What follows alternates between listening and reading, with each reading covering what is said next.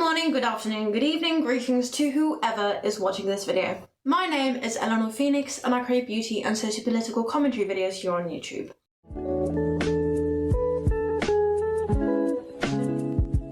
If you're new to my channel, then welcome. I tend to take a more centrist view on political and social issues, so if that's something you enjoy, then please consider subscribing. Feel free to comment your thoughts and opinions in the comment section below as well. I encourage people to interact with diverse opinions and to gain a deeper understanding of those who think and believe differently to them. Today's topic concerns the tradwife life, being a housewife or stay-at-home mum, and the ugly truth about what it's like to be completely financially dependent on a partner. I have seen and heard a lot of different things that have provoked me to make this video in recent times. There's the ISIS trophy wife situation, the ballerina farm situation, the Mormon housewife controversy, and most importantly, I've seen with my own eyes what it's like for a woman to be trapped in a relationship due to a lack of financial independence. There has been a massive surge in people romanticizing the tradwife aesthetic, and I call it an aesthetic instead of a lifestyle because that's what it is. And I find it really concerning that young girls are being influenced by these images, false images that tradwife influencers are selling them. I say tradwife sarcastically because the truth is that these influencers aren't really tradwives. They are financially independent because they make money off of their TikTok and YouTube videos. They have careers and they are in fact businesswomen who are making money off of the homestead type slow living content that you consume. I don't see that as a bad thing. I think it is incredibly important for women to have financial independence and to be bringing in money. My problem lies in the fact that younger people are not always very discerning. So they dream of having this slow life without the acknowledgement of how much work goes into creating that lifestyle, and also because the only reason that these tradwife influencers are able to live the way that they do is because they and their partners have the means to do so. Eating fresh, organic food all the time and making pizza dough or cereal from scratch requires money and time. That time is either bought thanks to the help of nannies, au pairs, babysitters, or there are family members that can help supervise children who are extremely young. Or all of the unpaid labour is passed on to a woman who has to give up on and sacrifice her dreams and aspirations in order to play the role of devoted mother and wife. The tradwives that you see on TikTok and the like are almost never doing actual labour that is necessary to keep a household running, but are instead doing performative labour. You never see them cleaning the toilets, scrubbing the floors, scraping their children's snot off of furniture or walls. You never see the tantrums of an impatient toddler who asked for pizza 5 hours ago. You never see what these women look like when they are doing their actual jobs as housewives and stay-at-home moms without all the makeup, cute clothes and jewellery that they wear for the content that they create. You don't see how exhausted they end up after all their labour. You don't see the pain and discomfort they experience while pregnant. They don't talk about the adverse effect on their health that giving birth to 8 children in a bedroom without modern medicine or painkillers has probably had. Another point to make is that in the comments of these videos, there are so many women acting like it's a flex that they don't know basic life skills and are financially illiterate. They don't know how to pay a bill. They don't know how much the rent or mortgage is. They don't know the details of their shared bank accounts. If you compare this mindset to the lives of some of the most traditional relationships in the USA today, you will not find that kind of blissful ignorance. Amish women have to learn the skills required to take care of their land so that when their husbands die, that they are still able to provide for their families. Even the Amish make it clear that women shouldn't be solely reliant on their husbands. Real traditional wives know basic life skills, and they do not bake sourdough bread and cookies at 4 a.m. while wearing a full face of makeup, pearls, and their best dress. They don't have time to do their makeup and will not risk wearing a cute little dress while changing diapers and scrubbing floors. I see nothing wrong with being a mother or wife, and I also see nothing wrong with women who want to make being a mother their purpose, as long as they know what they are getting into. Neither getting married or having children are things that I really want for my life, but I fully support the women who do want that for themselves. I also believe it is incredibly important for an individual, regardless of their gender, to have their own identity. One that doesn't revolve around and solely exist for other people, but that exists to bring them comfort and happiness, regardless of how their relationship with their partners or their children are going. The problem when you make your role as a mother and a wife the only thing that you exist for is that when the day comes that your children move out and your husband passes or divorces you, you will have nothing left to live for. You are not a robot or a trophy. You are a human being, and having hobbies and interests outside of family is really important for your mental and physical health. Not to mention, if you aren't prioritizing your own health and happiness, then you cannot bring the best version of yourself to the table to be there for your family. I've noticed it's a very American thing for women to be expected to lay down anything and everything as soon as they have children. But the problem is that if you aren't looking after yourself, then you cannot look after your children as effectively. You are doing you and your children a disservice if you are constantly neglecting yourself. There is more to you than just being a mother and a wife. Furthermore, a good partner and husband will want you to be more than just an instrument to cook his meals and have his children. A good man will love you enough to want you to have your own goals and dreams, and will support those dreams and goals to the best of his ability. A good man will not throw an unwrapped egg apron in your face for your birthday instead of getting you tickets to Greece like you asked for. Now, I do realise that what we see online is almost always fake. So I'm hoping that the video Ballerina Farm posted when the husband got her that gift was just a gag or an effective strategy to bring in more views. But somehow, I really doubt that that's the case. I also know that flight tickets to Greece from the USA are really expensive. For the 10 of them, it would probably cost around $10,000. But I don't think that a family holiday is what she was asking for. I think what she was asking for was a holiday for herself. A week off from taking care of 8 children, a massive farmhouse, and the land, which is a perfectly reasonable wish, especially considering the fact that the husband's father is the CEO of several airline companies. Hell, even getting her a ticket to a beach somewhere in the USA would have been a better gift and would have shown more appreciation for her than an egg apron. That gift is the equivalent of getting your wife a vacuum cleaner for Christmas. If a gift serves you as much or more than the person receiving it, then it isn't a gift. However, it doesn't surprise me that the man who proposed to her when she lost her first beauty pageant, who insisted on marrying her and having her barefoot and pregnant within the first 3 months of knowing each other, and who could not respect her wish of finishing school and getting her education before they got married, would be so negligent. That man is waving red flag after red flag in her face, but love is a powerful drug. It makes you colorblind. Moving on to the Isis Morales trophy wife situation.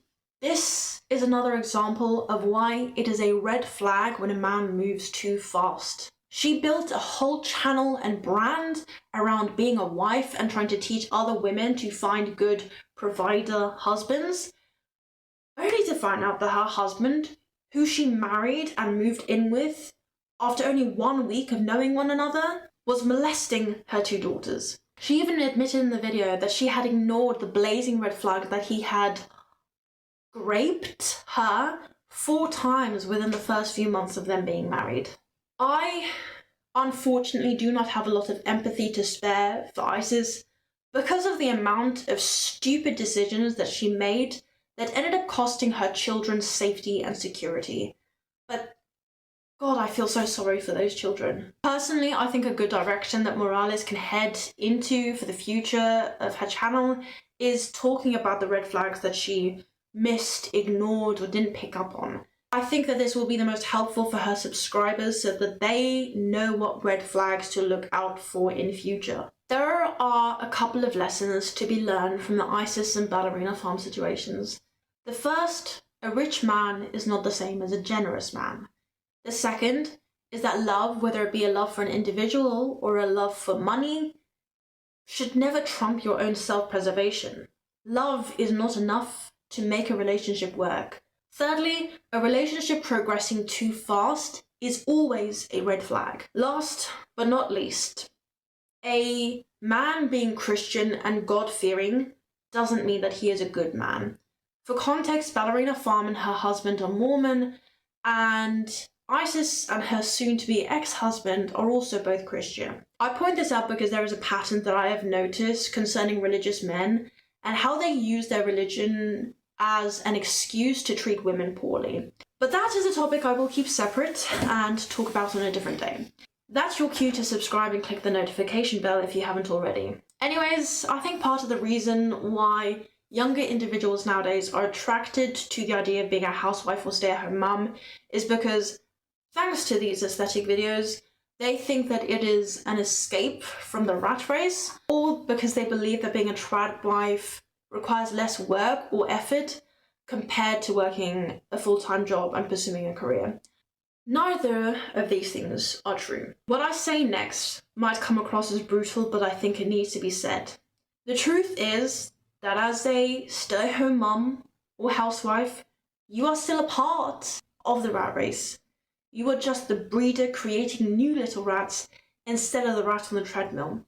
Your husband is the rat on the treadmill. Your children will grow up to be the next generation of rats on the treadmill. The only way to really escape the rat race is by living in the middle of nowhere on a farm, being completely self-sufficient, making no money whatsoever, and working all day, every day just to survive. Holidays are completely out of the question, and anything that you cannot make or grow yourself, you simply cannot have. You are either competing against other people for wealth and power, or you give up on wealth and power. Those are your only two choices, and there is a reason why most people decide to stay in the race. There is not a single decision that you will make in this life that doesn't require sacrifice of some kind. Being a stay-at-home mum or housewife means doing just as much, if not more work, because being a parent is a 24/7 job, and you're doing it without any sort of financial compensation. You don't get sick days unless you're so ill that you end up in hospital. Those hospital visits are the only holidays that you get from taking care of your family. Money is not everything, but it is the most important resource that any individual can have. You cannot keep a roof over your head, keep food on the table, have access to clean drinking water, and keep you and your family clothed and fed without money. There are also obvious and less obvious issues that come from giving up your financial independence. The first ones I'll point out are the most obvious. The divorce rate. Statistically speaking, there is only a 50% chance that your marriage will last for life. Is a 50-50 chance really worth sacrificing your life for a man? Even if your marriage does last for life, it only lasts for as long as he is alive. It is likely that you will live for around another 15 years after your partner dies. And unless they had some really good life insurance, you are likely going to end up living in poverty once they are gone. Life is unpredictable, and although you might just end up marrying a man who will take care of you and your children, anything can happen. You could end up dead in a car accident tomorrow, and if you've been out of the workforce for a considerable amount of time, then you're going to find it incredibly difficult to find a well-paying job to support you and your children. Financial independence is the only kind of independence that truly matters. There isn't any other kind of independence that quite literally affects your survival and can spell the difference between life and death in our capitalistic society. There are no laws in place that protect stay-at-home spouses or parents. For this reason, being a stay-at-home mum or housewife is not equal to being in the workforce. Your husband or partner is not sacrificing anything to the same extent that you are if you decide to follow that lifestyle. You are putting yourself in an extremely vulnerable position, with your only hope being that your marriage will last for the rest of your life. If we do some number crunching, out of 50% of marriages that last a lifetime, 64% of men will die before their wives. That means that in the half of marriages that last, 36% of the time the man will outlive the woman. That means there is about an 18% chance of living a successful life as a stay-at-home mum or housewife. This is an imperfect number because it doesn't take into account a couple of things. The first, some of the time these women's lives end prematurely because of spousal abuse, and that isn't what I would call a successful marriage. Secondly, this only pertains to first marriages. Of second marriages, 67% of them end in divorce, and of third marriages, 73% end in divorce. So the more you get married, the less likely it is that that marriage is going to end up working out. Thirdly, there are some women who outlive their husbands who manage to get by thanks to life insurance policies, their husbands' retirement accounts, and social security benefits. But is it really a wise decision to become financially independent on a partner with those numbers? Other issues that are very common in women who become stay-at-home mums, and these issues aren't talked about really ever, include loneliness, a lack of intellectual stimulation, boredom, feeling undervalued and invisible, never venturing very far from home.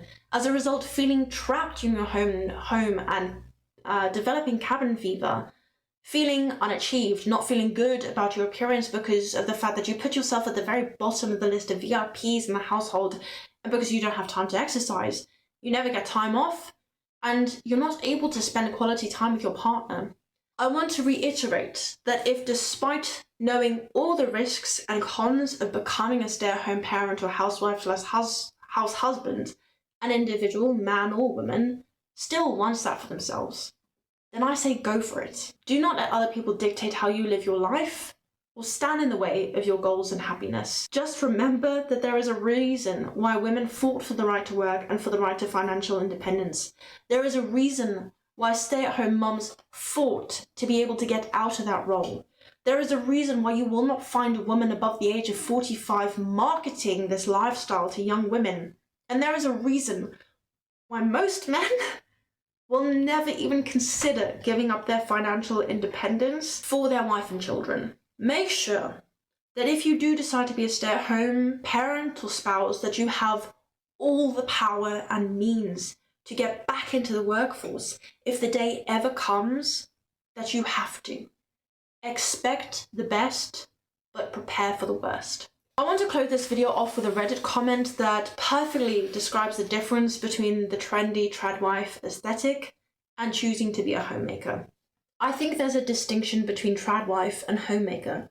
Someone who chooses to prioritize motherhood and domestic life over a career or other lifestyles can definitely be a feminist. They are not necessarily damaging. The tradwife lifestyle is nothing like that. It all lies in the philosophy of female submission and subservience. Homemakers don't have to feel subservient to their partner, but tradwives do. They don't just pick up a broom because it's what they want.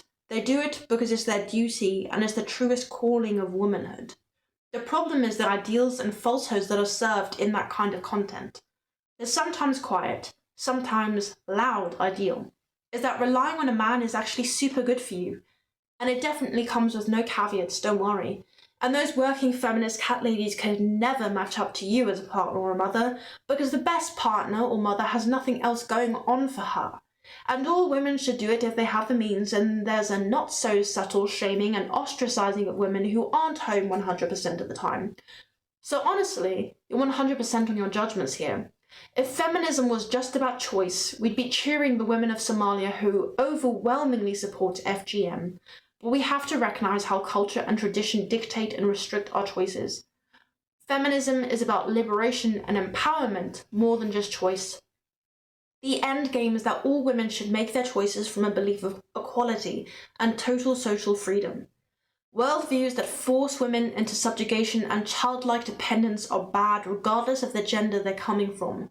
These women enable male entitlement, and in addition will impose these gender roles on their daughters rather than giving them empowerment and freedom to choose. I want to thank you all very much for watching. If you would like to see more of me, then please subscribe to the channel and don't forget to click that notification bell. Leave your thoughts below and don't forget to give this video a big thumbs up. Hopefully, I will see you all in my next video. Peace, love, and respect.